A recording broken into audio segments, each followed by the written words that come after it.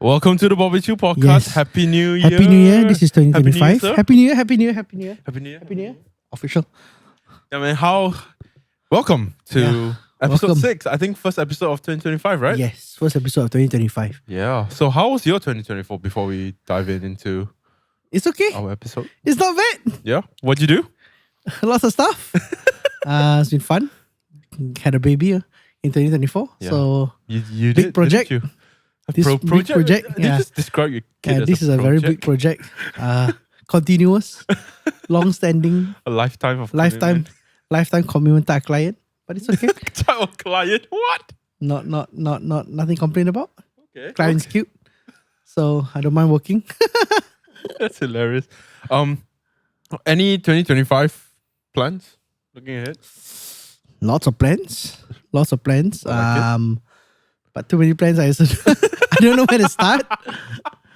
It's just all up here right now. Yeah. All up But there. it's just all up here right now. But I don't know. Just how about you? How about you, Caleb? Well, 2024, I think same as well. I mean, obviously, I didn't have a big project like you, a lifetime project. All right. Yeah, it was just kind of just a lot of Christmas stuff. Then Right. sort of just Okay, like we had like yeah. a long break and Christmas has been quite busy. yeah, it was weird as well. Like this year, even though we did have that many services, but it felt mentally more draining, I suppose. Right. Yeah, so I think it was quite nice to just chill. And like 2025 came so fast. Like Yeah. funny enough, we're like second week into January. Yeah. Which is like what? You're already second week at the end of, we're already mid second week, Yeah. about to go into the third week, not just at the beginning of second week. I know, right? It's been insane. But Happy New Year to everybody Happy who New is Year. listening whenever you are. And actually, it's good. It's good. It's yeah. good. And I think we were kind of thinking about like the Bobby Choo podcast in terms of this is episode 6. Which Yes, is this is episode funny 6. because we only just released an episode each month. Yeah. And I thought we were kind of just brainstorming on what ideas we can do for this podcast, and Mm-hmm. and I think we came up with a title called the Sonic Blueprint. Okay, yes. Yes. Dun, dun, Yes, we dun. did. Today. Sonic Blueprint. Yeah, so I think we just thought like because we also do a lot of things for audio wise, and I thought it'd be quite interesting to just share our very different approaches to how we tackle a certain subject. Yep. So for today, we're going to talk about a lot of speaking content. So I basically titled this episode as Heard and Blessed. Heard and blessed, Yeah, huh? man. So when you hear it, it's basically in past tense. Okay, you know what? Heard and blessed. You know when you told me initially about the title? So I thought it was hurt, like I got hurt and blessed. No, it's actually It's H-E-A-R-D. heard and blessed. Yeah. Yeah. So I mean, the whole idea is based. We have a lot of content outside online where it talks a lot about worship and music. But actually, when I was trying to find content and learn myself about sermon and how to tackle voiceovers and the voice, how to Yes. magnify or how do you approach a voice. Actually, there's quite a lot of steps because there's also a lot of human element involved. There's also the male voice. There's only a female voice as well, and everybody has a different tone in their voice. So it's actually quite complicated. It is actually quite complicated. I think what you said was really correct.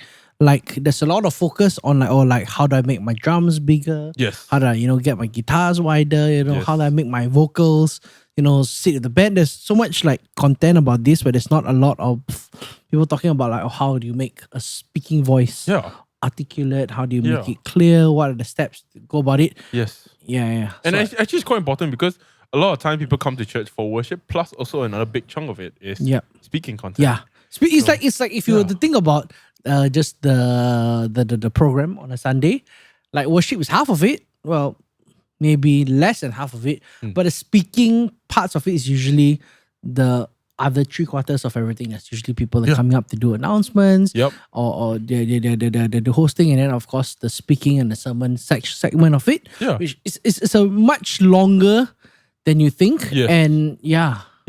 So since with that, so that's what we're going to talk about for this week's episode. And so I think we can just go into a short break. Yep. And then we can dive straight in. So you ended it. Yeah.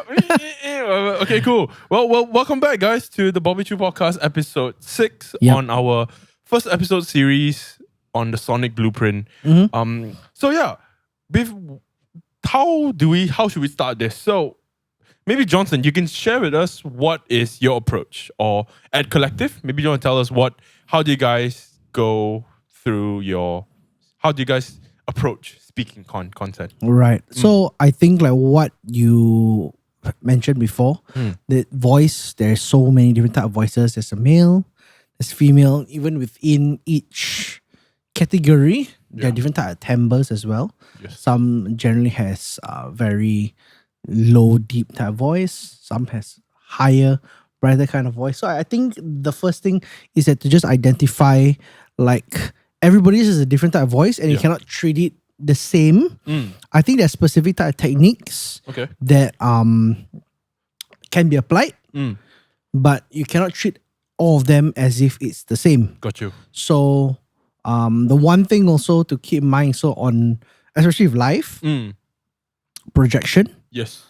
Some speakers have great projection. So even if they are really far out like this, you know, they get really, really like great projection in their sound. Yeah. Some, even if they're really, really close up in here, the projection is just not there. So I think going back to the age-old, well, at least the concept of fix it at the source, I think that's one thing that's really, really important. Especially with people who are speaking to an audience or to a crowd. Right. You can't be like speaking to an audience or a crowd as if you're just talking to your friend, like, hey, you know, what's up? You cannot engage it that way. That's true. So I think one of the first few things, at least I try to identify first, is what is the source like? Okay. And how can we work on the source? Okay. Right. So if let's just say, it's not a problem if projection is great. Okay. It's never a problem, I think. Right. If the person's projection is great, it's like, 100%. You know, projection that helps so much of everything. But if let's say the person's projection is not great, then I think this is where we need to communicate. Yes. You know, I think the whole of our previous podcast, I think there was a lot of emphasis on communication. Yes. So I'm going to stop you there. How in your situation at church do you approach communication, like asking the speaker or host or whoever to project? So I think it's always easier to, let's say for example, someone who's doing like hosting, giving announcements. Yeah. It feels a lot easier sometimes asking people who are doing that to, hey, can you speak louder? Okay. Can you give a bit more projection? Okay. But sometimes with speakers, I think that's where sometimes it's a little bit harder. Right. It's great if, let's say for example, for at least myself, I have a relationship with all our speakers, all pastors as well. So it's easy for me to communicate that over. But sometimes let's just say if you have a guest speaker, how do you navigate that? Yeah. You know? So how do you navigate that? So it's like a question I'm trying to myself. Oh, so how do I think there is like a fine line between how much you can ask and how much they can just deliver what they deliver. So when I say that, what I mean is that, say for example, if I do have a guest speaker and they are not, you know, they don't have the best projection or they don't have, you know, the kind of volume, then it's really extra work on my end to just kind of accommodate to that. Because they are not like your every weekend or every kind of like, you're going to see them very often. So I guess if you have speakers that you see them very closely, or you work with them very closely, or you see them very often, then having that relationship, translating that over, I think then that's fine. But with some people, you sometimes see one off, you just gotta, unless there's the projections, you know, then that's probably where you can step in and say, hey, you know, we'll need a little bit more volume out of you. Right. But if it's just sometimes just one off and it's not too bad, then sometimes this is where we have to put our sound engineering magic, you know, at the back of it lah. Yeah, I think we will talk about it more in detail later. So for us at HTBB, we kind of try to approach it very basic level kind. So we don't really, what I always brief the volunteers is that, okay, when you hear, say, a pastor speak, because obviously we have to hand the mic over to them, and obviously then you say, oh, good morning, and so. It's sort of just like a bit of like rapport, so it's not just like a random person passing a mic. So at least there's a name to a face, and it's like, okay, this is what we do, and try to build that kind of rapport with the pastor. So from there, I always try to tell the volunteers, when you speak to the pastor, Yep. what you hear his voice or her voice Yep. should be what is just magnified through the speaker. It shouldn't be like, why is it so muddy? Or it should be like, when you close your eyes, okay, this is so and so person. Yeah, so and so person. Right. This is so and so person. And whoever, and you can hear it clearly. You're not like trying to look at it and stuff. So I think that's our approach. And here's a question that I'll throw out to you which I think quite a lot of people will also figure out is headset or handheld. Ooh. So what is for us at HDB, we do have a journey with that. But I want to ask you first. Journey. A journey. You think it sounds so nice? A journey. A journey. Yeah. But how about you? What's your opinion? To be honest, I really detest headsets. Johnson hates headsets. I don't like it just cause, okay, this is my own personal experience. Yep. You just don't get the fullness of a voice. Okay. That is my own personal experience. Of course, using different qualities of headsets, better quality headsets, you know, more expensive headsets, they tend to have better projection. But where I feel headsets are very like, if you have a speaker with great projection and really good volume, headsets are great. But headsets don't really work if you have speakers who have very poor projection or not. Yes, big beards. Big beards. So this is about somebody. This is about somebody, the big beards. But like that's the tricky thing of headsets, is because it's just the way it picks up the voice. Yeah. And it requires a lot more out of the speaker. Yes. A lot more of the skill out from the speaker rather than just a handheld. I feel handhelds, you can get away with a lot of things and it will work. Yeah. You know what I mean? So for me, headsets are definitely not my favorite. But I do understand from speaker's point of view. Yep. So sometimes we do get requests for speakers that, hey, we would like you to use a headset. And I was actually explained by one of our pastors why he wants to use headset. Yeah. But upside is that his projection, his volume is great. Great, yeah. So that works really well for him. And he kind of like explained to me that sometimes he just wants to, when he speaks, he wants to have the full expression of his hands. Yes.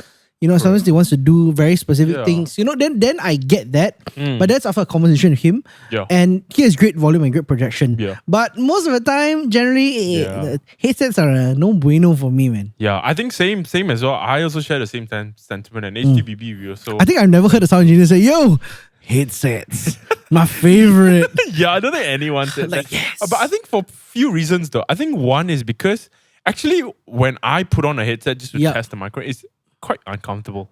All right, okay. I feel like it's a bit uncomfortable because you have stuff in your ear, and then you have like the this cable, wire then you coming have down, and the then wireless there's a pad. transmitter also as well. Yeah, and I don't know, it always happens because obviously it's all battery. Right. So we always do testing with the pastor, and then we ask them to turn it off because obviously it's battery. Yeah. And then every time when they go on, right, they'll be always be like, oh no, sorry, I forgot to turn on. Then it's like, then they can't find the pack, and then you place the pack very nicely, and then you have the antenna coming out. It's just a bit of a mess. It's just a little bit, right. And then it always makes it sound very thin. Yes. And then depending on where the thing is, so like we had also in instances where, say for instance, we fitted the microphone before service. So it's on the pastor. Yeah. And the pastor needs to go to the toilet. Oh. And then it's like, or like they didn't wash their face or, do some prep before they go on stage. Then it's quite a big hassle because then you have to remove all these things. And then when they try to put it on themselves, it's either the mic is not where it needs to be. And then it's like, and I think where the headsets, and it's more stressing. And where the headsets I feel really becomes difficult. Like I feel it's like you're wearing a headset and that microphone just goes straight to broadcast, it's fine. Because you're not thinking about all the other elements that comes with it. But then when the headset and it's interacting with your room and feedback, sometimes you're not getting enough volume. And with headsets, I always get this thing, people always come up to me and say, hey, I need it louder. Can't hear it enough. It's not enough. But but as soon as you crank it, it's like I'm like 1 dB away from it just feedbacking and squealing. Of course, there are different ways to also approach, like say for example, like with the EQs and whatnot, which I guess we'll get to. But sure. I think just generally the headset itself, for me, it's just really you're at the mercy of the speaker. Yeah, you're really at the mercy of the speaker. I think too. So I think we'll camp handheld. I Yeah, feel. yeah. I'm camp handheld. But you know, I would love to hear people. Yeah. You know, you guys watching out there. Yeah. Like, are you camp handheld or are you camp headset? And if you're camp headset, like, why? And like, how? or is it we are doing something totally wrong, or we're just let us know. You know, or we're just stuck in our own ways. You know, we don't know anything. Maybe you just like we really love to if somebody can enlighten us a little bit more about if this. Your team headset. Team headset lah. Yeah, just let us know. But because I do know that, like same as well, like what you said. Some speakers just like headset because they can use their hands. Yes. But when they use their hands, then there are quite a few instances where like when they don't turn off their microphone during worship and then you just hear them singing, or like you can hear their conversations as you know when you don't want to. And I remember there was one time where it was a bit awkward. It was during ministry time, and this pastor had a headset on. And we didn't, and he forgot to turn the headset off. Oh, nice. So he was praying for somebody, and thankfully it didn't go on speakers, but because we were trying to hear it through our headphones, we were just trying to sort something out, and then we can literally hear the prayer of this pastor praying for this person. It was a bit awkward because it's like I hope the prayer wasn't too personal. It wasn't too quite personal. Oh, okay. Like, maybe we just sort of put our head down and then we sort of leave it. But yeah, so it's also like that as well. So I'm more, but they're quite expensive. Yeah, they are. They're not cheap. I think the thing about headsets is like because they have to be. Actually, to be honest, most of our speaking mics are all wireless anyway. But like say for example with a wireless handheld versus a wireless headset, a wireless handheld it kind of works in a lot of different situations. And it's very durable. Yes, if very you durable. drop it, yes, which every pastor does, it's okay. We see you. We see you, we hear you. It's okay. And it 10 out of 10 times, it will still work. Yeah. But if you just step on a headset, mate, that is like... And like the more expensive the headset, sometimes it is... I don't know, I feel like the headset in general, the more expensive it gets, just tends to be a little fragile. Yeah, more finicky. More finicky, more fragile. I guess because maybe the way it's built. But you know what? I have to give a shout out to... So, because when we wanted to get some headsets over, so I was recommended by one of our suppliers. There's this mic brand called Apex. Okay. Never heard of it? Yeah, I think not a lot of people have heard of it. Okay. But they actually do make headsets. Okay. So it's just I don't know what you call this, the hooks. Uh-huh. And the mic itself is just the wire. Oh. Yeah. And you know what? You know what? That is not very expensive. Because at the time we were looking at a couple, we were first looking at all the Countrymen's, there was the DPAs, then of course you got the Sures and whatnot. But the Apex itself is like 500 ringgit. 500 ringgit? That's really cheap. And you know what? It's not bad. No. Like for the price you pay, I think it's definitely, it's really, really not bad. And it's quite like, for speakers, it's quite aesthetic. It quite aesthetically looks quite nice. Yeah. So I have to actually say that headset is not bad for the price point. Yeah. Because like you say, some of these headsets can run up to like 2, 3, 4, 5. You know, you can the sky's the limit. You know, you can go to 6K for just a headset. Yeah. And like the headset is just a headset. You can't really do much. Really, You can't like mic a drum kit. Yeah. You know, like I'm not saying that we're gonna mic a drum kit with a wireless handheld, but at least it's very flexible to do. You want some singers, you want some speakers. But without slating headset too much, we also understand why. Yeah. Why? But if you ask us, I think we're more handheld, which we'll talk about it in more detail how to dial both things in if you're in both situations. They are there are a couple of rules that we keep that actually helps to get a good result. We'll dive into that a bit more. Now, the next question, before we move on to more like terms, monitor or no monitor? So I think for everybody out there, more monitor means like speaker. Speaker. So what it is that obviously you have monitors that's going out to the PA, to everyone that can hear. But when you're on stage, because there's no sound coming back at you, sometimes it's quite hard to hear. You're hearing like a delay back from basically the reflections from the PA into the wall and then wall back to your ears to the stage. So our two churches has very different approaches on it. Your church has a monitor. Our church, pastors don't want a monitor or are okay without a monitor. Yeah. And what was quite interesting is that when your pastor came to our church to speak, the first question he asked me, hey, why is there no monitor on stage? and we're like, oh, our pastors don't need. Then they were like, oh, then how does the pastors hear themselves? Yeah, it was a very interesting question. And there's no right and wrong. It's just different approaches. Yeah, just very different. So I want to throw a question to you, Johnston. Monitor or no monitor? For me, I would definitely say monitor. Okay. For the context of our hall. Okay. I think that so with our speakers and the pastors, they have gone through situations or services and things like that without the monitors as well. Okay. I think it doesn't affect their performance in that sense, that in their speaking capabilities.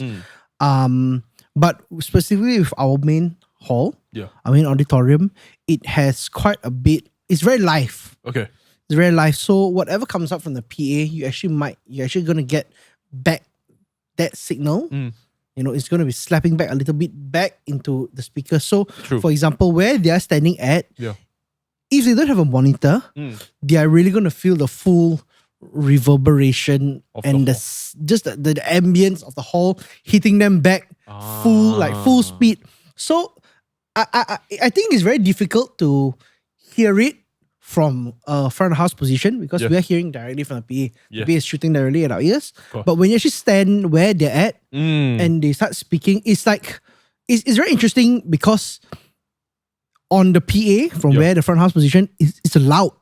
But from where they're standing, it sounds as if their voice is nowhere. And I understand from like a speaker point of view, when sometimes I got there to do some sound check with them, if they don't hear themselves out from a monitor, they don't know how loud or how soft they're talking. So they actually have no gauge for their dynamics. And one thing also I realized that if they can't hear themselves well on a monitor or can't hear themselves well, they tend to speak louder than they should.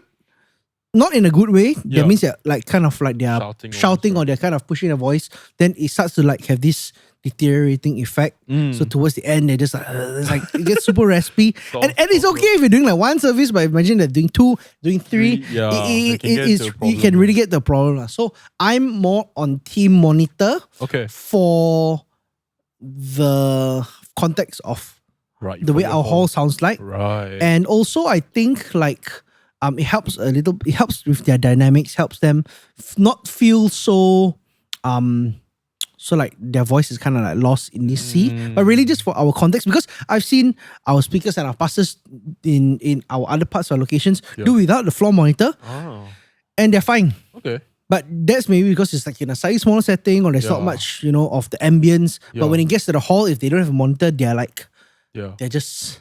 They feel like they're floating. That's true, I think same for us as well. I mean, our hall is like a lot smaller and it has a quite fast, it's quite reverberated. So even where you're standing from stage to the back of the stage, it's not very far. So I think that's why we managed to get away with no monitoring. Because you can still hear pretty okay. Obviously, and also when we realized if we put monitors on stage, then the stage noise gets... It's kind of like a feeding thing. It's like your mic is loud, then you have more things coming from the wall. That's the tricky thing. You kind of get into like this feedback. That like you have to be like very careful of like monitor position, and you kind of need to tune them on as well to make sure that you're not getting any like squealing or you're not getting any feedback that's coming back. Especially speakers who really like it loud on your monitors. So it's a bit more extra steps. And especially when you're going through so many different speakers, so many different different hosts, different type of voices.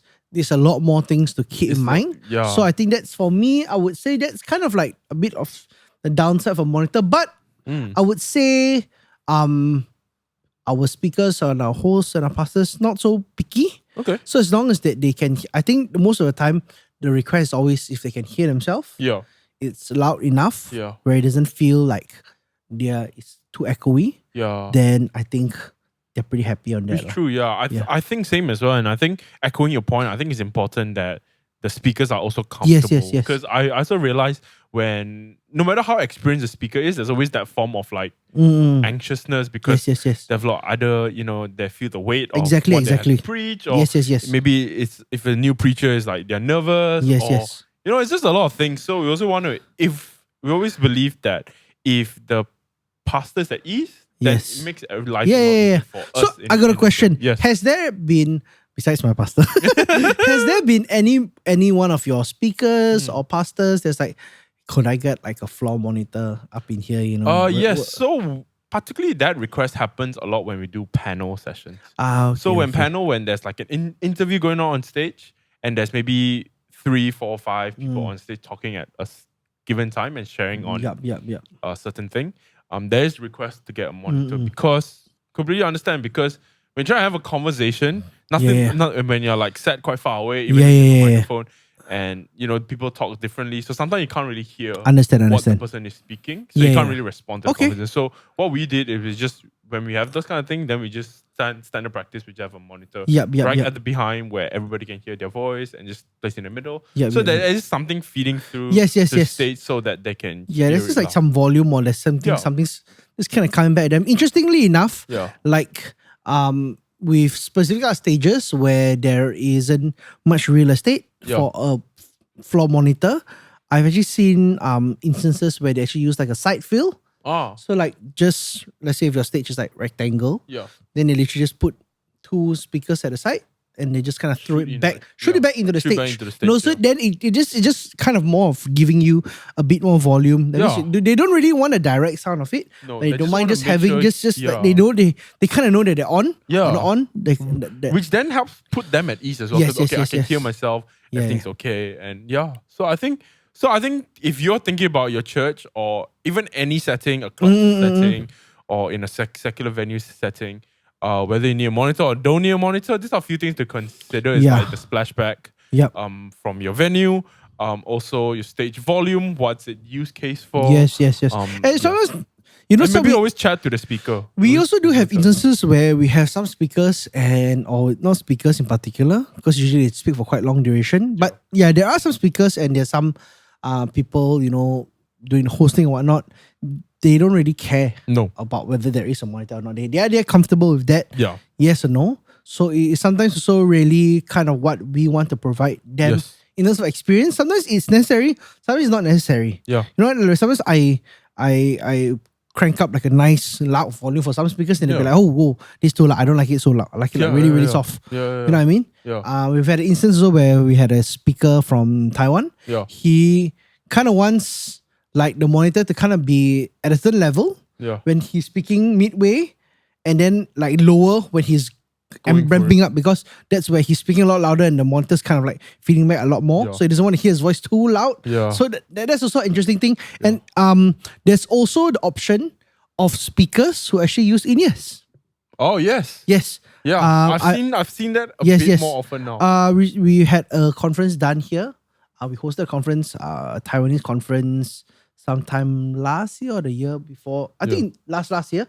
And the main speaker, his team actually requested for a in-ear specifically for him. So you don't like the full, like some people, they just don't like the whole floor monitor thing. They sometimes just want to hear it direct.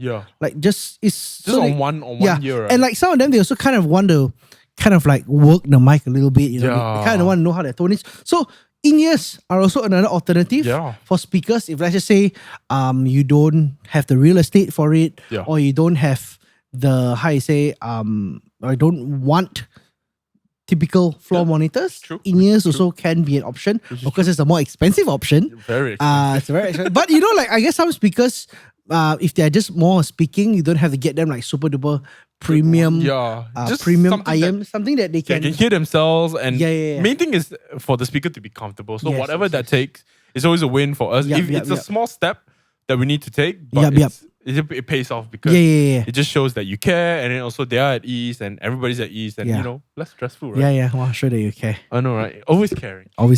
So let's dive into the basics of how do we process, say, a speaking voice. Right, okay. Right? So I would assume that some people who listen here might not know audio. Okay. So in your best attempt, explain to us what is your approach of how you process from gain staging to EQing to microphone of choice to basically the whole process. But like almost you're explaining it to your kid. Okay. Like super simple. How can you understand? And how can you understand? Concepts? So the first thing is you need to do, you need to go out and you need to buy like a Shure Axion system, put a Neumann capsule on top of it, and at least spend like 50K on the whole signal chain. You're gonna get like a really nice, Very nice. Universal audio preamp. You know, want to put a tube compressor through that. Yeah, man. You don't just have you just want to have like a signal, like a 20-30K signal processor just on your vocals. And then I promise. No, vocals, just. That's just a speech. Sorry. And then, that's what you want. And you know what you can even do? You can even just employ a guy just to hold the microphone for your speakers. So they don't. So then you won't run into this issue of like, you want to use the. Yeah, man. that is the advice. Just drop 30K on drop 30K on your speakers mic and it'll be fine. As if the funny enough is like money really does not solve any of these issues. It does not, actually. I think firstly is just identifying what kind of mic to give them within your budget. Now, I think like sometimes there is the case, I need to buy so and so mic, then my speaking mic will sound better. But sometimes that's not really the case. No. The case is everybody has different tonalities. Everybody has different, like say, pickup. So for example, my senior pastor, he uses a KSM, a Shure KSM, but that mic only really works for him because he has really such range and such great projection that mic. He can just up, down, left and right. The lowest I've seen him go is like all the way in his like belly button here. And like I could hear the mic just coming in with that projection. But then again, so that particular mic works for him. But with other people, we've actually tried, it just doesn't work. It just doesn't work. It just feeds either too fast or it's coming out too sibilant. But what I find that works the best, to be honest, it's a typical SM58 capsule. Yes, I agree. I agree 100%. And they're not expensive. Yeah, they're not expensive. And plus, for speaking, they just sound great. Also same thing. We also use a KSM for speakers and only work on few speakers. Yes. And it always takes so much effort. Yeah, it's a lot more effort. It sound good. And as soon as it sounds good, 9 times out of 10, the voice changes. Because of either temperature, or water, or hydration, or whatever. And then you're like back to square one. Exactly. But whenever you give them an SM58, guy, girl, high pitch, low pitch, very what's the phrase? Very nosy, nasal, or nasally, or honky, or whatever, or whatever you want to name it. Yes, it will sound good. I think it's very easy to treat. A 58. Typical SM58, even if it's wired or wireless, does the capsule stuff, I think it works. I guess probably the only step up from that, I would say like a Beta 58. Yes, a Beta 58. Then that will be like an upgraded version of that sound.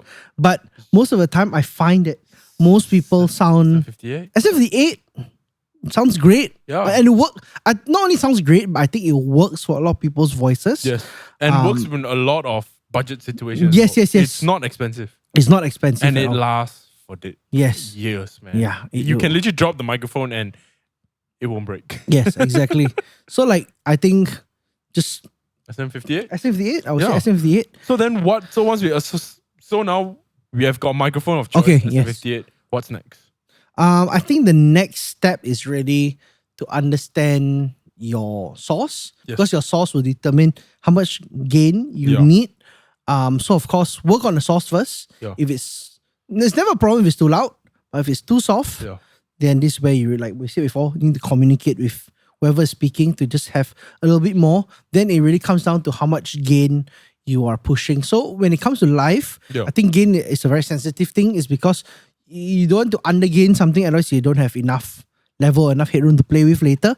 But you don't want to have too much gain, otherwise you might run the risk of having feedback. So I think really understanding your gain structure. So how, if in your best way possible, how would you explain how do we get a good gain structure? Like, why are your benchmarks? Okay, so like say for example for me, I'll put my fader at 0. Yes. The nominal. Yes. And I'll turn up the gain until I hear the voice coming in at where I feel personally is the correct loudness. Okay.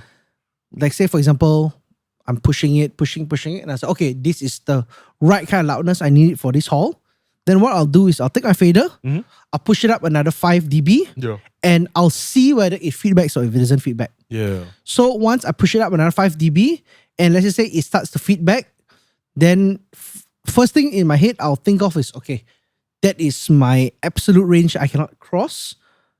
and I just need to make sure I do not cross that threshold. But what I'll end up doing is that I will go back to the previous step. I'll say, hey, can you speak a bit louder? So that even if I'm +5 or even +3 dB up, I'm not feedbacking. Or I'm not running the risk of feedbacking. So the reason why I need so much extra headroom is that one thing I realized is that sometimes when people speak during soundcheck and sometimes when they speak during the live thing, it's sometimes very different. And sometimes speakers are maybe taking over from, let's just say, the band. They are not realizing how much volume the band has. You know? And suddenly their voice gets like just drowned out by the band. So at least I know I have that 5 dB headroom to push without going to feedback. So I would say that's, for me at least, that step has given me at least enough headroom to kind of push into that. So once I get like a correct or a gain structure that I think works, then only I will think about going into the EQing. Yeah, I think that's really good that we share that same thing. Because for me also, when I was learning how to gain stage, also that was a few steps that I did as well. It's very important to put your fader at nominal. Yes. And then I always try to aim for -18 to -15. Right. And when the person speaks, like almost like what Johnson says, when the person speaks, and then I will actually ride my fader all the way to 10. Plus 10. And so meaning when I have it at 10, if it doesn't feedback, then I know my mic will never feedback no matter how loud I push. So for us is, instead of for you, yours is you find where your limit is, then you don't go crossover. We make sure that we never hit the limit, and whatever that we push from our end will always be okay. Right. So, but also, that's basically the way to gain stage. Always fader is at 0 and nominal, whether it's your group faders or individual channel fader, and always try to aim for whether the gain setting -18 to 15 or do it by ear. But the most important thing to check is always put your fader all the way to the max, and then see check at least what you get. Check is sometimes you might be in a situation where, let's say for example, sometimes we have our stage setting where our speakers are right in front of our PA. So then we will get really in that feedbacky zone no matter what. So then situations like that, that's where getting the right gain structure is very important. So at least you know, it's a lot of this like mental thing, like, okay, you know that if I cross 6, you're going to get into that feedback territory already. So, but at least you know where you can push and where you can't push. Then you can make all those different decisions later. So, main thing, gain staging, very important. Very important. Stage 1, obviously, get your good microphone. We all say SM58. It is 58. And then swear by it. Then go make sure you get a good gain stage. And then what's next? Are you of the thought you compress, then EQ? Or EQ, then compress? Well, using the Yamaha, I think I can't remember. Can you actually change the sequence of it? I think the newer desks you can. I don't know. But I think currently it is EQ. EQ first, right? Then into this I'm not sure lah. But for me, always EQ first. Okay. I'm more on the school of thought of like maybe there's some things you want to cut off or remove first before you start going into the compressor. I think with EQing for voice, for me, it's very simple. There's always high pass is always involved. So high pass would be like until 100? I would say until 100. 100, sometimes even pushing 120. Sometimes we do have speakers where their voice tone is very low and bassy. Then that's where I kind of want to get a bit more out. But mainly I might even go to 100. And then of course the lower mids, just kind of sweeping that as well. Maybe around a 200, 300. Maybe a 200 to 500. There will definitely be some honkiness. And I think where a lot of people kind of like, they say, oh, you know, like, I wish my vocals or my voice was a lot cleaner, a lot brighter. Sometimes I see a lot of like guys, they will go straight for like the high mid or the highs and quickly crank it and boost it. But that it's not wrong. No. But I would say what might help you even better is by looking at where your low mids are, looking where there is that honkiness or looking where there's the muddiness and taking those things out first before trying to do more additive type of EQing. So even just taking... So you're of the thought of subtractive EQ. So then a question for you, right, is So when you hear a voice, and if someone who hears a voice like that, what do you know what to how do you listen for it to know what to subtract? In a very basic term, how or explanation, how do you tell somebody to be able to get their ears to tune into what is good frequency, quote unquote, what's a problem frequency? Right. So I think the first thing you just need, when you're listening to it, firstly, just use your ears. As opposed to? It's really no. So the thing, right, is that a lot of people have had guys with me that they immediately look straight. Like, so imagine they will they'll start cutting stuff even without hearing it. Yeah. So like, let's say for example, before the speakers, they say, okay, can you check your mouth? Can you check your mic? Yeah. Then they're going like check. Then you start cutting it like even before the speaker speaks. And the sound will just be weird. Yes. You know what I mean? So really like listen to it for a second. Yeah. And then identify, okay, do you feel it's too is there something, let's say for example, do you feel it's a little too bassy? Is it a little too bright? So let's say if you're not sure. Yeah. Let's say if you're really okay, like do I need to do something or do I need to do something? Then what you can do is that you can apply an EQ, let's say a subtractive EQ, start cutting about the 200 to 500 range. Yeah. And then let's say maybe cut about like 2 or 3 dB, maybe like a wider Q. Wider Q, yeah. Then kind of off and on the EQ. And then see how it sounds. And compare. Yeah. Because sometimes you can be EQing something, you might think it sounds great, and then at the end you realize, I just messed up everything. Yeah. Where I find that really helps, it helps to give some perspective. So once I turn it off and turn it on, then I kind of know in the roadmaps, am I doing something better? Am I doing something worse? Yeah. And I think this is also where it's really important, like when you are doing all this. Yeah.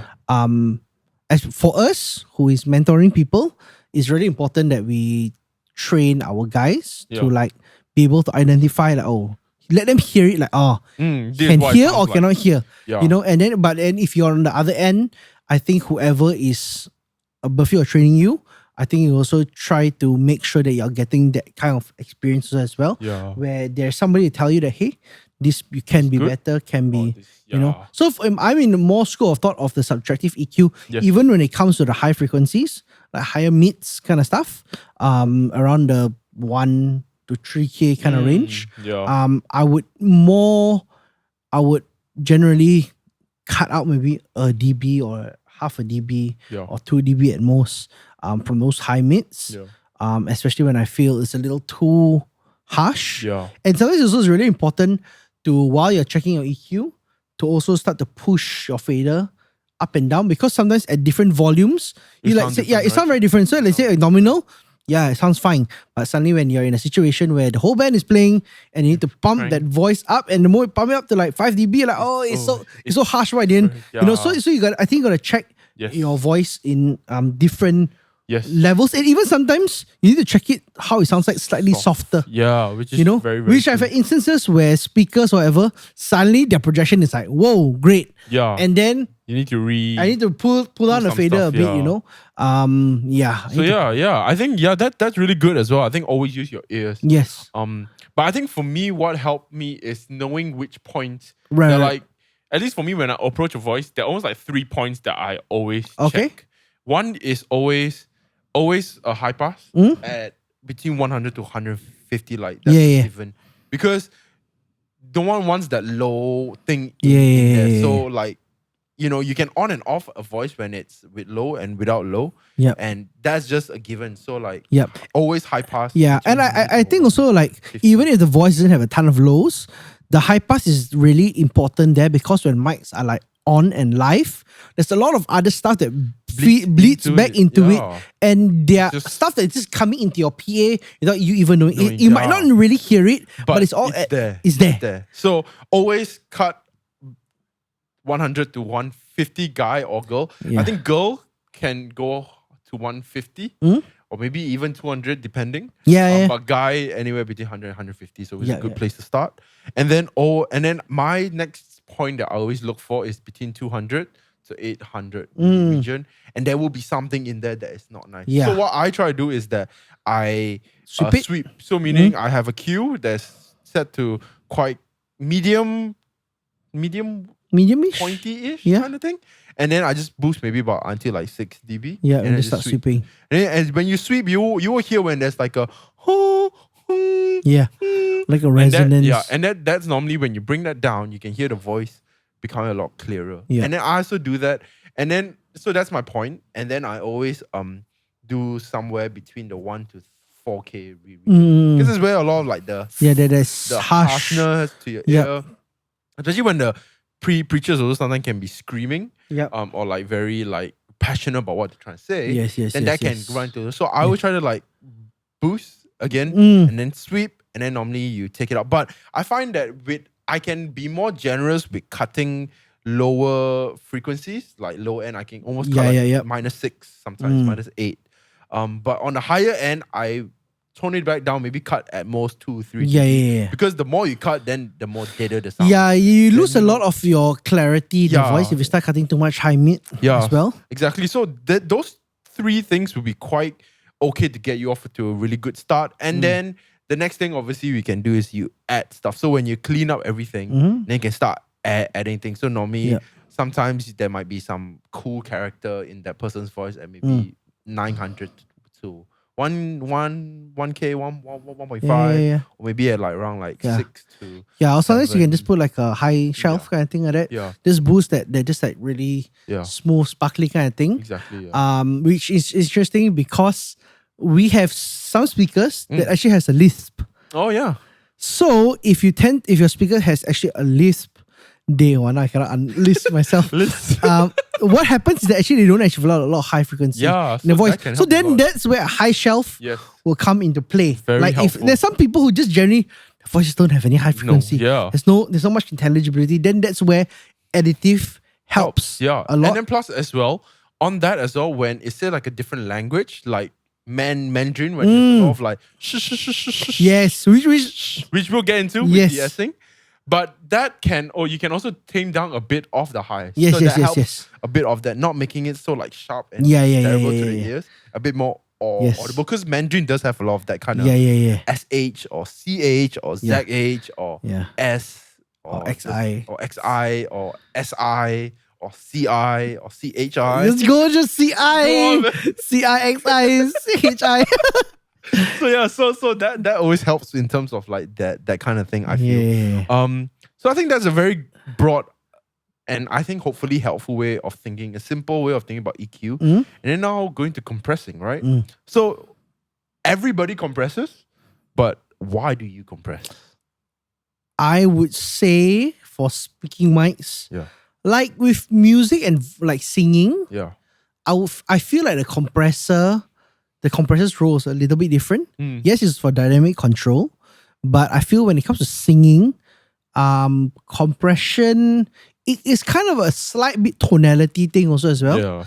I feel like the way you compress between the attack and the release and everything, it kind of either makes your voice a little bit more forward, a little bit more backward. But I think with speaking, it's really for me what the compressor is born to do, which is just to control dynamics. And I find that with speaking, because sometimes they want to have this really wide dynamic range on it. I think it's really, really important to have the compressor there. If your console has the compressor, if you don't have, don't sweat it, But if it has it there, which I think most digital consoles have a compressor. Even some analog consoles, they have the little compressor knob there as well. So I think it's really, really important. I feel compress only when it is hitting certain certain dB or certain kind of peaks. You don't want to compress it even with, let's say for example, if they're speaking at a really, really normal volume like this and it sounds fine, then it's fine. But the compressor shouldn't be working at their normal regular volume. Their compressor should be only working when they go above. Let's say for example, this is the regular volume. The compressor only should be working when it reaches above this volume. Especially when the person's screaming. When the person's screaming, especially when the person is screaming. And this works really, really great when there's a takeover. They're taking over during the praise and worship, or they're taking over from a louder section, or when they're really passionate about something. Speaking, the compressor will do you wonders because you'll be handling so much other stuff. And you have to think about, you have to keep riding up and down this voice. It's going to be really, really difficult for you. So I would say compression, do it sparingly. Yes. But really at those specific peaks. Yeah. So like what I think, would you say like, so compressors, for people who don't know, there's like 5 to 6 parameters. There's the threshold, Yes. there's the ratio, Yes. there's your attack and your release, then Yep. your makeup gain. Yep. And some compressors might have a knee knob. Yes. Like a knee, like Yeah, knee. Yes, they just spell like KNEE. KNEE. Yeah. So just as a rough guide, Yep. what's your threshold you I would say Set it. threshold, it really depends on. But I think I've also learned is that when you turn on the compressor, you want to aim for, the main thing I always try to do is I set my threshold and makeup gain first. Okay. Whereby what I'm hearing, because when you compress, you also lose volume. Yes. So what you want to hear, when you're hearing, if you're hearing loss of volume and compressing at the same time, you get confused because you don't know whether you're hearing softness or you're hearing compressing. So what I always try to do is I try to always set where the compressor is working and make sure I set the volume Right. and the makeup gain so that I'm just hearing what the compressor is doing. Right. Not in volume. terms of like the dip in volume. Yeah. Right. So I find that I set my thing where I can see the compressor ducking around like -1 to 3 dB. Okay. And then that's where my threshold. Sometimes Yeah. depending on how the gain setting, sometimes it could be -20. Yeah. -10. Yeah. Anywhere in between those. Yeah. And I ranges. think Is that the same for you as well? Yeah, same. I think it was definitely similar approach. Yeah. I'm only getting in terms of reduction about 3, at 4, most, right? at most.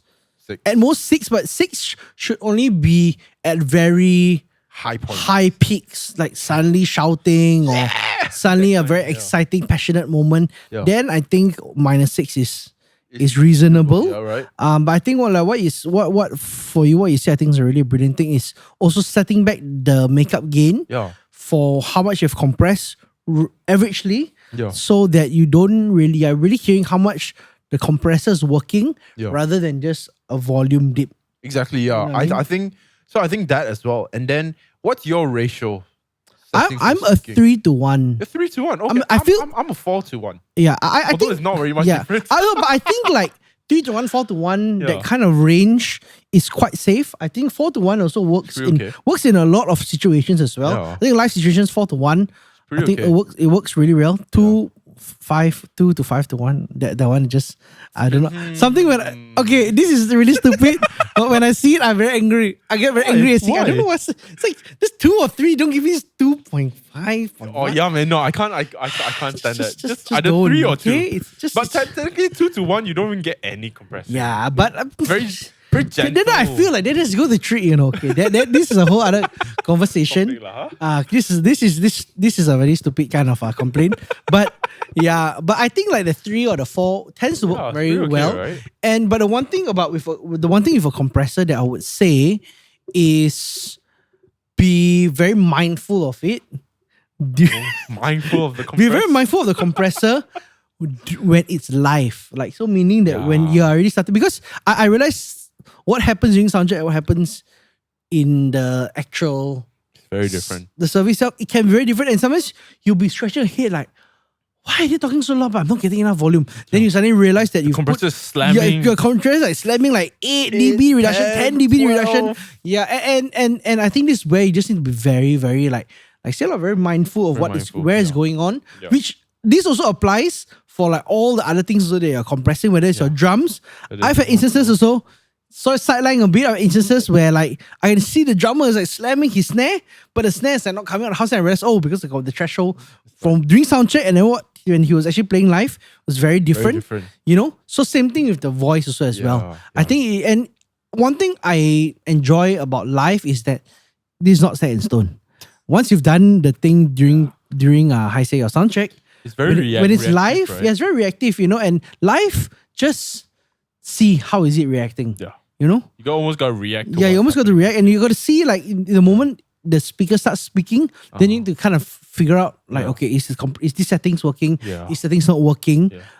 Don't play around too much. Probably just play around just a threshold of it. Yeah. But yeah, I Because think you can hear it. Yeah, you can hear it, and you don't try wanna do don't that. try something else. Like, boom, boom. Yeah. You don't go like super hard on any of the settings, or don't start whacking up your ratios or something like that. Yeah. But it's nice that you just listen and adjust accordingly, when you go. So then moving on to the last two, which I think is basically where most people kind of run into, is the attack and release time. Okay. So what is your philosophy on attack and release, and how do you approach it? For me, I just feel medium attack, fast release, or even medium attack, medium release. I think it's fine for voice. I do more of a fast-ish attack, but slow release, depending on who the speaker is. I if think the speaker has a lot of like peaks, then fast attack, so that you want to catch those kind of things. Yes. But if a speaker is generally very mellow, then you can afford to kind of make the attack a bit slower, like medium. Then the release, you can dial it back a bit, so that it has a bit of like a breathing kind of thing. Because I find that if you have too fast of an attack, you can hear the it catches the things a little too fast, too crazy. Crazy. I think that even like the release times, either fast or medium. Fast, when I say fast, it's not like all the way fast. You know what I mean? And I think kind of like maybe like 1 second, 1 minute, 1 millisecond. It's not too much. I think with voice, generally more natural. Yeah, the main thing is you want to treat the compressor as just a way to catch things that go too loud. But generally, you never want to see the compressor working. Like 75% of the time. Yes. So I think that's a good way to approach compressing. Like you don't need to always compress it. Like I gotta compress. It's like drums. You don't want to hear drums every time you can see the reduction going. You just want to like hear at every now and then when the parts get excited, then the thing is there. But most of the time you don't want it to be working. You don't really want to hear it. Especially in a live situation, you want it to be as little of a distraction as you can. So we talk about gain staging, we talk about EQing, talk about compressing. Now the last two things, which I think is super important, is de-essing. Right. And deplosive. But I don't think there's any plosives plug-in. Naturally, you sort that out in the EQ. But main thing is de-essing. I think I think de-essing. So how would you approach it's very underrated. De-essing is underrated. Guys. Very underrated. Yes. Maybe now it's not so underrated. Now it's not so underrated, but I felt like the de-esser. Was it ever underrated? I don't know. I feel like a lot of people don't, because like say for example, even in your settings, it's like in your default settings, you won't really see the de-esser right? there. Yeah, because naturally people think that when you cut some high frequencies, it's naturally de-essing. Yes. But I don't think so. No, I really don't like think so. For maybe the benefit of some people who wonder what is a de-esser. A de-esser is basically if a compressor and an EQ kind of got married, they will have produced a de-esser. So basically, what's happening is that a de-esser, it is targeting frequency and amplitude. Yeah. So when this frequency crosses a certain volume or certain amplitude, the de-esser will basically compress or reduce down that particular frequency or that particular frequency range. So what that helps is like, say for example, what you said earlier with a lot of, I find myself the de-esser using it a lot in Mandarin speaking content 100%. or like somebody who is like also in English where they has a lot of S's. Yes, a lot of S's. I realized with like Asian, and this is not a dig on any Asian language, proficiency or whatever, but I realized naturally with Asians, a lot of people like to use a lot of S's in places where not necessarily you need to use it. You know what I mean? So like sometimes those S's can get quite like very piercing. Yes. Like and especially when it happens very frequent. And it just comes in and it just it's this thing in your ear that it's just very annoying. And plus it also gives the illusion like there's a lot of saliva. A lot of mouth noise. And like de-essing, I would definitely say if you have the option of it. Like I wouldn't even say it's an option, do it. I think it would save so much. Yeah. But how do you dial in a de-esser? I think first you have to identify where is. So in a de-esser, I think different de-essers got different. There's obviously a threshold point. There's obviously a section where you actually arrange, where you can find where is the targeted range you're trying to de-ess or compress or reduce. So I think finding that range first, which most of the time can be anywhere from like 1.5K to 3K. It's usually around that range where it's very, very obvious. And just targeting about that, and then just the reduction that can be sometimes a bit, I can push it a little bit. Sometimes I'll see like a 2 or a 3 to 4 kind of reduction, especially if people, that will usually be for very targeted type of de-essing. Yeah, and I think it's important with de-essing is a bit more finicky, but you need to be a bit more patient because you need to hear what the de-esser is doing. Yes. And it's not naturally quite picked out for the ear. It's one of those things when you hear it, you can't unhear it type thing. Yeah. But I think it's important whenever you make EQ moves or when you do any moves while processing, you sort of know what you're doing. And you can visually hear it or audibly hear the changes that you're making. Because I think a lot of times, even for me last time when I was learning, I just make like 10 different moves that I have no idea what they're doing. Right. You're in like this popcorn thing where everything is feeding out and you don't really know what is going on. So I think it's important with de-essing. I found out is that if your de-esser plugin or whatever de-essing you don't have like a graph or it's just like a graph of what it's doing, you can go into the EQ analyzer where you can see and you can sort of see between the 1 to about 10K sometimes where the peak points are. And if you want, so a lot of people do the 1, 2, you can just, or if you were doing your own sound check before you hand a mic over, you can just do the mic, you can just say S into the mic and you'll see there are a couple of points where it kind of picks up. And then so what you can do, then you can use that as your reference, cross-reference into the de-esser to dial that in. And then you always want to over-exaggerate it so you can hear it.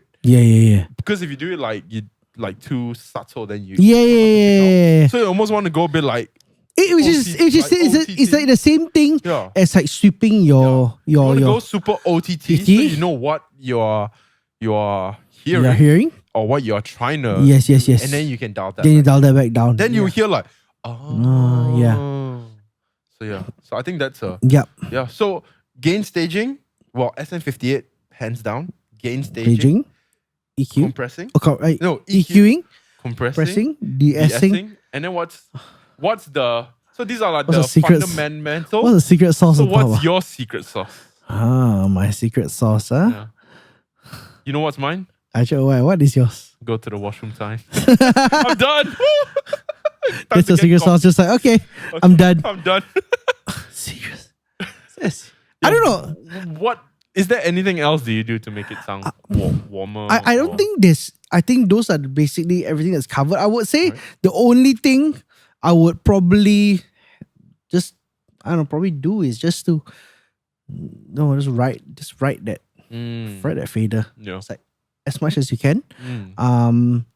Most of the times all our speakers and everything's always on a subgroup. You know? So but on the consoles you can't process DCA, so that doesn't matter on that. Doesn't matter, So unless you do it as a mix bus. I don't know. I would say there's probably no one. Is there any secret sauce? I don't think there's a secret sauce. So for me, what is your secret sauce? I stole this from one of our really good sound volunteers called John O. As well. And he basically taught me the whole thing of awareness audibly. And what that means is that our ears can only handle a certain amount of volume at a given time. Right. And after that past time, you would just hear your listening quality would just diminish. Right. So it's just fatigue. Fatigue. So what I quote unquote my secret sauce or whenever I do mix is that whatever volume I'm mixing for worship. Say for instance, it's maybe my stereo volume is at 0 or -5. Let's put it like doing worship, doing everything is at -5. And as soon as the host comes up, I drop very subtly 1 dB or 1.5 dB down. So I'm at like -6 or -6.5. Okay. But still from the hall, you can't really hear 1 dB difference. And so as the service from worship all the way to sermon, so there's a lot of announcements, there's video, there's testimony, or there's this promo thing here and there. My aim is when the speaker comes up, that we're at like at least -5 from where we were in worship. Okay. Therefore, what I realized is that you do it so gradually, people don't really hear it. Yep. But then everyone's just a bit more at ease. Yeah, It's a bit more yeah. comfortable. You're not hearing it so loud Yeah. volume, which then also helps you when you have all this processing done. Then also helps you with a bit of like, it give you more headroom. So in the event, and also then when you go back into ministry, you have that level of like, you can jump it up again if you want to have more of an impact. Yes, ministry time, if say the pastor really landed really well and the congregation really responding, then that audible boost in volume, people can feel that thing as well. Right. I find my secret sauce is, maybe 5 is quite dramatic, but anywhere between 3 to 5 dB drop just helps your ear breathe a bit. And then you'll be like, because when the pastor is preaching, it's time a bit more quiet. So even if it's softer, it's actually okay. Because it's one person speaking. Right. So that's my version of a Right. Yeah. And so far, I found that, actually, you give your ears a bit of a rest, give the congregation a bit of a rest, and then when ministry just comes around, you pump it up again. It just gives you a bit more. So you're just talking a little bit more, just kind of playing with kind of the overall levels, kind of, it's like a psychoacoustic kind of thing like that. Yeah. Where we are really just playing with just the overall volume. Yeah. Kind of like even going from different segments, just to kind of just give people just like a sense of like there's like a gap between things. Yeah. But you don't want the gap to be too odd. Yes. You don't want to be like, hey, why is this so soft now? And because you can run into inconsistency. Yes. But we want those small little things to just give the ears a break a bit. Right. So I find that's the secret sauce. But Right. I think that is just like 5%. The main thing is you gotta get all your This is just the extra. I would say for me, what I personally like to do is, because there was a comment from previously, always like, the comment was, why every time when the speakers come up, is that the voice always so soft? Like, why is never like, say for example, if we're transitioning from like a video into the announcements, and they're always like, why is it so soft? Always feels like this, that kind of thing. So what I realized, because I understand it from an audio point of view, if there is nothing going on, let's just say for example, I'm playing a video, I should just keep my mics like either off or low in terms of the fader level. So what I've been doing is that with all my speaking microphones, I always keep them like, so if let's just say 0 is where it's at, like their full volume and everybody can hear them, I'll usually keep it at like -10, -15. Because I realize the jump between all the way down fader to 0 is very far. So if the speaker is coming out, and sometimes you don't know where the speaker is coming out from, or like suddenly it can happen. It can happen within like a second where you're transitioning over with the video. Maybe they're supposed to wait for the video, lights out, lights back in, then come and talk. Sometimes they jump the gun and they lights off, then they immediately come in and you're like, what I mean? So then they're like, no. This. The worst is when they do, hey. This one, all this. Like, oh man, dude. So that's why I realized that I like to put all my speaking microphones at about like -15, because I feel at -15, no matter even if if the mic's on, there's a mild chatter at the back, it's never going to be loud enough where it's going to push it out from my PA. So it's not obvious. It's almost like at -15, it's going to be blended in with just the ambience of whatever is in the hall. So at least my range from -15 to 0, it's not that far. And there are instances where, especially when we're doing our Mandarin service, where because some of our pastors will preach, they'll get like another person to speak on, just to do like Bible reading. So like Bible verses, because they are a little bit more in Mandarin, it's a little bit different. So sometimes just keeping it all kind of there and on, for me helps a bit, because suddenly a person can just turn on a mic and just wants to talk straight. So what we've done for our team here is actually we didn't do any specific training. But we actually taught how each speaker, how to turn off and turn on their mic. Dangerous, very risky. But sometimes, let's just say for example, if I'm short on people that day, and there's only so many people I can pass around mics and all these kind of things, then I will just tell, let's say for example, if this speaker is doing the opening and doing like a takeover and but I'll just teach this person and just say, hey, this is how you turn it on, this is how you turn it off. Yeah. And probably I'll just nudge them a bit when it's near their turn to just turn it back on. Yeah. So and this trains them a little bit so that they don't panic when there's no sound. Yeah. And then also like I can kind of I feel like 8 out of 10 the reason why there's no sound is the microphone's not on. Yes. And the microphone's not on. And this is a very stressful kind of thing. So kind of like teaching them a little bit how to operate it a bit. And like the some of the mics that we give them is very obvious. When you turn it on, they say, okay, there's this light that will come on. Watch for the light. Yeah. And we find that helps a little bit as well. Yeah. So it's not specifically a secret sauce kind of thing, but I feel like this is not information that just like people who have commented, they say, hey, you know, the voice is always very, very sudden gradual. They just want it like, sometimes it's like when they're transitioning from one thing to one thing, they just want it like there at the correct volume. So I think having your fader not super duper low or muted helps. But of course, it depends on the scenario. That's true. If you really just want a quiet thing, then it's fine. Yeah. But I felt that helps me. Well, thanks, man.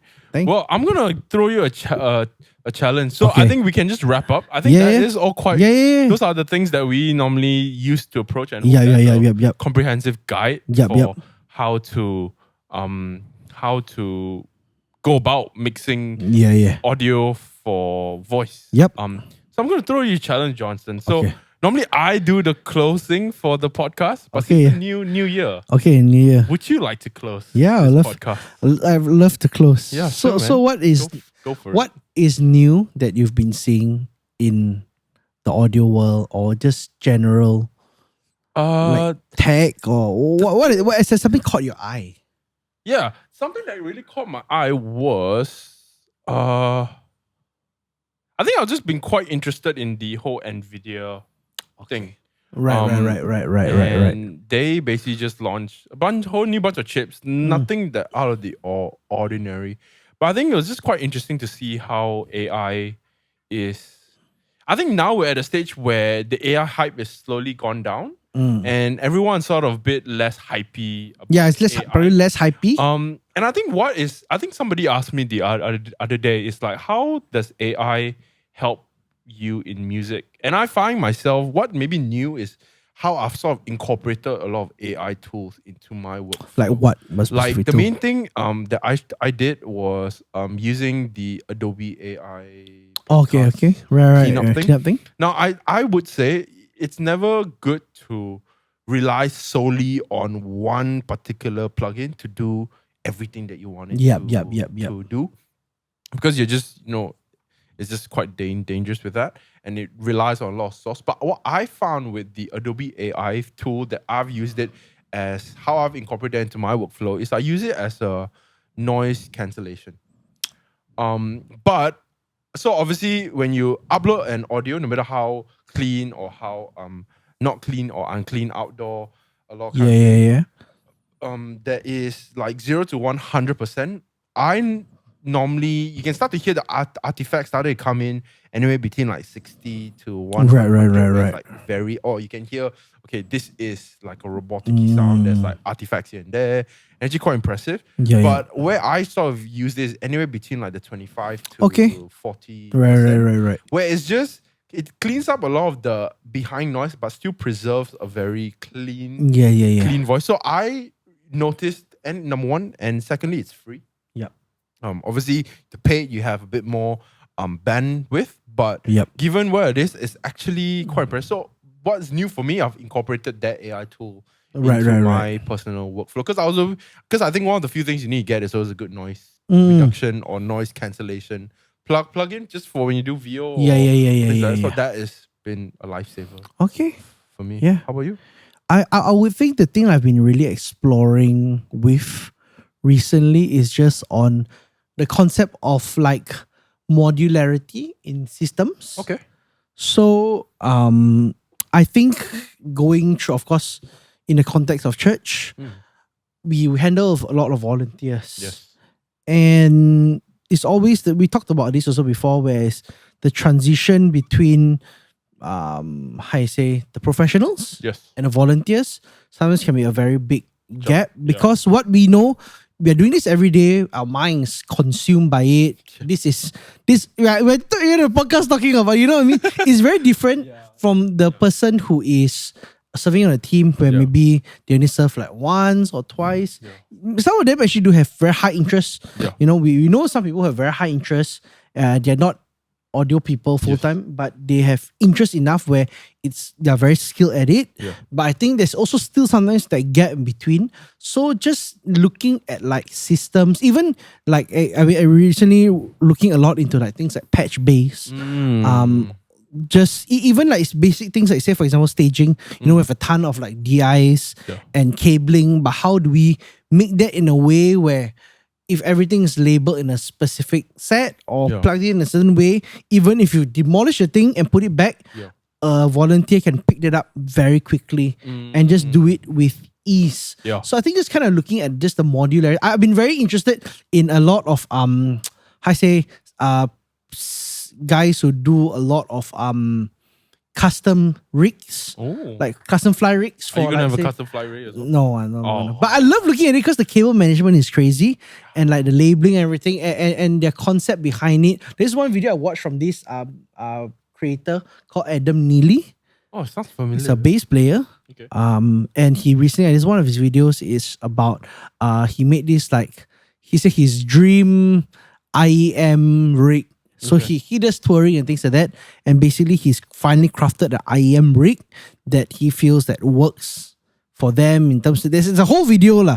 But I appreciate the thought process behind it. So I guess for us, a lot of times we see a problem and just kind of how to identify that and like make it easier and better. So I'm trying to incorporate a lot of these ideas or thoughts into maybe how the stage can be set up. How sometimes things can be turned down. So sometimes even if you want to change a little bit of the layout, it's not this massive setup. It's all, you know, it's not like we have like it's going to take us like 6 hours to change it. No, it's like it should be able to, like in an hour. Things can just be plugged in, rolled out. So even using a lot more like snakes. Using a lot more like just groups. These kind of things, I feel that's where it really, really helps. Labeling, color coding things that especially for a volunteer. If let's just say the thing is always everything runs fine when you or me are around. It's fine, but it's always when we're not around, everything seems to go a bit cray. And I think this is where we're trying to close I'm trying to think about how can I keep closing the gap between this so that volunteers, they can immediately, get started or troubleshoot things easier without having to, because they just don't have the kind of time to learn this super technical thing. And it's like sometimes a lot of things is only by doing you'll know, but sometimes they just don't have the hours to do it enough. Some of them yes, some of them no. So that's why I've been just looking into like patch base, cabling, modularity. That's cool. That's cool. Go on then. Yeah. Do the honors. Close us out, Johnston. All right. So I'm trying to think that I'm doing this correctly. Yeah, man. So, I think there's no right or wrong way, man. Just close us out. Close us out, bro. Yeah, so thanks for watching to the first episode of the Bobby Choo Podcast. Not the first episode. And the first episode of this year. First episode of this year on the Bobby and Choo the first Podcast. Episode of this and short series that we're doing, I think one of the things that both Caleb and I want to just have is that if you guys got any questions, any kind of thoughts, process, like say for example from today, are you team headset? Are you team handheld? And if you are team headset, you can tell us all the reasons why you think we're wrong and like headsets are the best. And we can promise you we will read every we will read it. And then, maybe if your argument is great and we, please try to convert us. I want to be converted into team headset. I want to believe the headsets are the way to go. Way to go, man. For now, nope. Yeah. So, but thank you so much for watching this episode of the Bobby Choo Podcast. Let's hope you have a great day. Peace. Cool, man. Nice one. Oh man. Oh, that was nice. How long is that? 1 hour and 20. Okay. 119 like. Okay, I think that's pretty good. Okay, 120 like.